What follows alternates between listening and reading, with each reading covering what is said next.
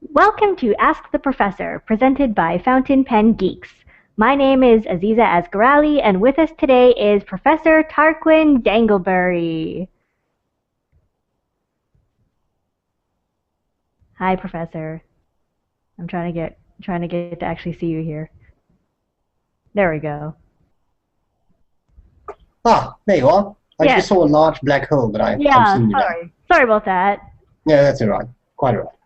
It's just it was a little slow on the uptake there. Yeah, that's all right. Many of my students are. Oh, well, that's why they train under you, so they could become very smart and very Yes, fast. exactly. Because Like me. you produce like genius students of sorts, Yes, of course. I guess, or something. Internationally renowned. Yeah, except I've never actually heard of any or met any, but maybe one day. No, no, most of them just, they end up in lonely places. But what can you do? Well, that's not your fault.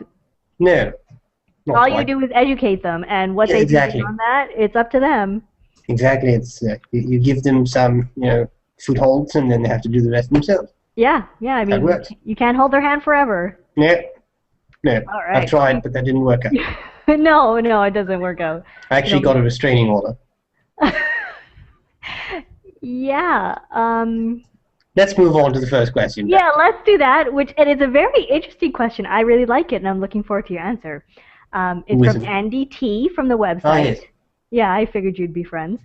Yes, yes, I know. Dear Professor, I happened to notice that your erstwhile student, SBRE Brown, was expounding at great length about an ink made by Cut on Dash recently, in the course of which he made certain criticisms of the bottle. I would very much like to hear your views on ink container design and what constitutes a good one. Thank you. Yes, well, I would say that a good ink container has a fairly wide neck so that larger pens can fit in.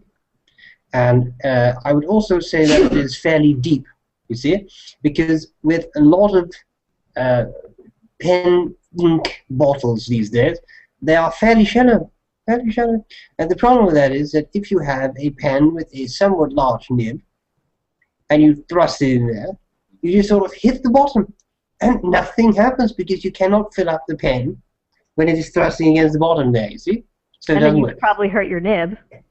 And then you may well hurt your nib. I've seen it happen many times before. The nibs are completely ruined because people jam them into the bottom of their bottle. It doesn't work.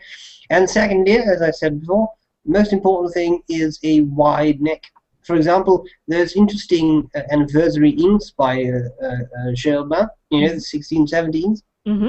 The problem is they have nice bottles, but the neck is very, very narrow. It's about this narrow. It's very small.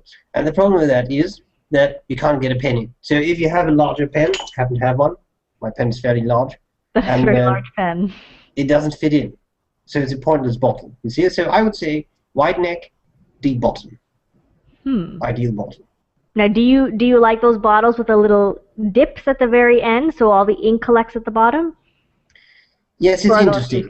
useless? Those are interesting until one day you forget, you jam your feet in, and then you just have your nib bent again, which Oh, has happened to me once. I don't oh, know. that's happened to you. I'm surprised that would happen to a professor. Well, sometimes I have so many things in mind that I just, I forget about that sort of stuff. I guess And that then I just, happens, yes, it happens. And then I cram my nib in there and it doesn't work. and then you hurt your nib. That's very unfortunate. Yes. Okay. So, Yes, quite. have you come across a bottle that is ideal to you yet? Well, I have to say that bottles that I quite like are the diamine bottles. Huh. You see, the private reserve bottles are like, I don't know, jam bottles. They are just have huge opening, huge, and it's just when I'm a little afraid of just knocking them over completely. I like the Mont Blanc bottles, even though those do not really have a very deep level. They don't have they're not very long neck. However, they have a sort of reservoir that collects ink, which I think is a nifty invention. Um, and well, that's it really. Well, what about the Ackerman bottles? Oh yes, those are quite good. although they have little glass marble in there. Mm-hmm. And the problem with that is that once you forget about that, for example, you don't see them because they're submerged by ink, you see? Right. And once you dunk your pen in there, sometimes you have to be careful because your nib, at least mine, as I said, it's fairly big, mine just scrapes across the marble, you see? Oh, I see. So the conclusion But the idea is that very you have to nice be with the careful. shaking stuff. You really have to be Yes, careful. you have to be very careful when you're doing this Yeah. kind of stuff, yes. Okay. All right. Well, that makes sense. Excellent. Well, maybe one day you will design the perfect bottle. Yes, well, I suppose there are a few of them out there that are quite nice, but yes, maybe one day, maybe. So, speaking of designing things, we have another question from the website from Yes. Tanya. So Tanya says, Ah, yes, Tanya. yeah, when will the professor design/sell his very own fountain pen, or does he intend to keep this naturally completely perfect pen all to himself? Well, that's a good question, isn't it? It's a fantastic question. I suppose I've never really given it much serious thought, but the complete and utter design of a pen, launching, selling, would require me hooking up with a manufacturer of pens, Hmm. because I can do a lot. I'm an expert at everything. But pen design is a whole different thing, and I do not currently have the equipment to make my own pens. Question is, would people be interested? I'm not sure whether people would be interested in buying my ideal pen. I'm not sure. Who would not want a Professor Tarquin Dangleberry pen? Well, that's an awfully good question, Right. Right. and I honestly wouldn't know, but I suppose it could be possible. Maybe some of my competitors would not like that. They're sort of by writers, you see. That's true. And maybe some of your, I'm sure you get hate mail sometimes, right? So maybe Yes, some of occasionally. those people. Right. Yes, Right. it So happens. maybe they wouldn't want to buy it. No, that's true. Okay. I will fair have to enough. give this some thought. Interesting question. Interesting. Okay. Well, you keep that in mind. I shall keep this in mind.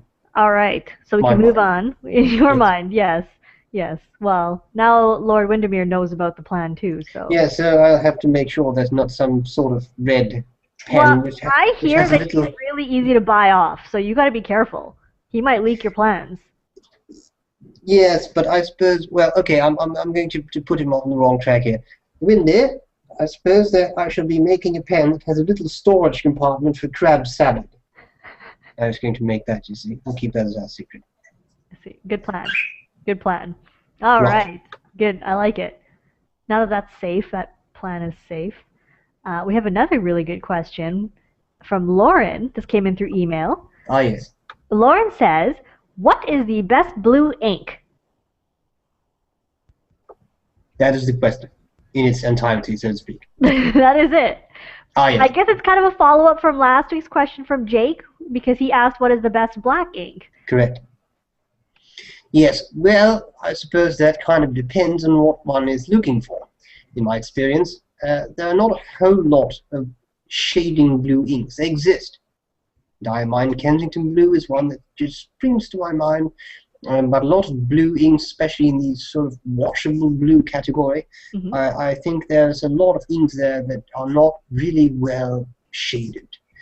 Nothing wrong with that, of course, but if one's looking for that sort of thing, it may be a little bit hard to find.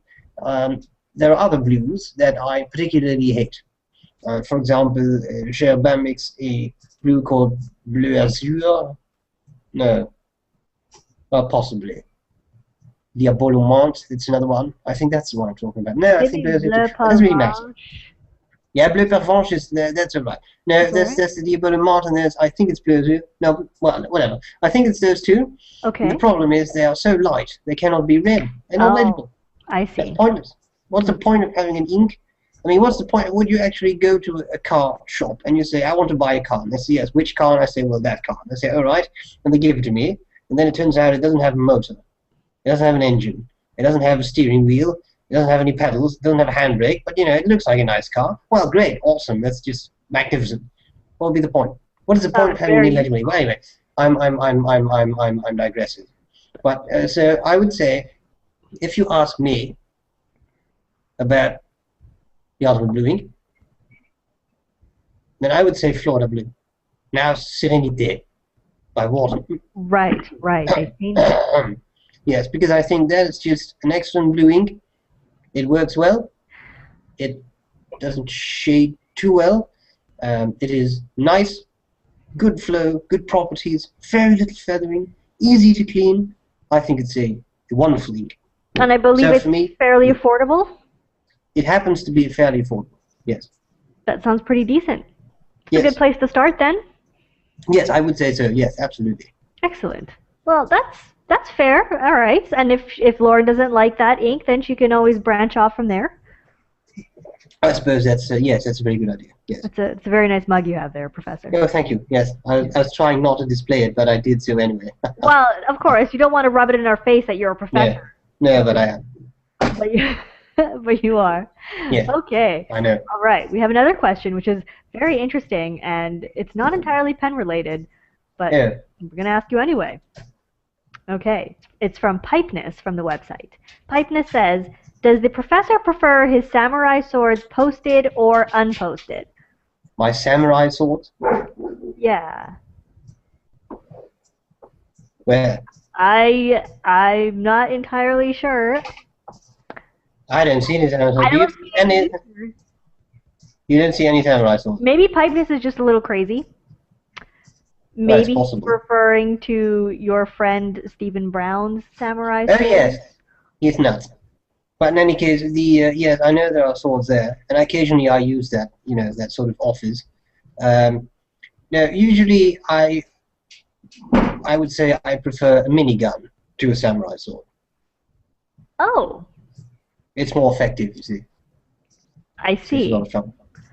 Of course. And so if you were to translate this to pens, would you prefer your pen posted or unposted?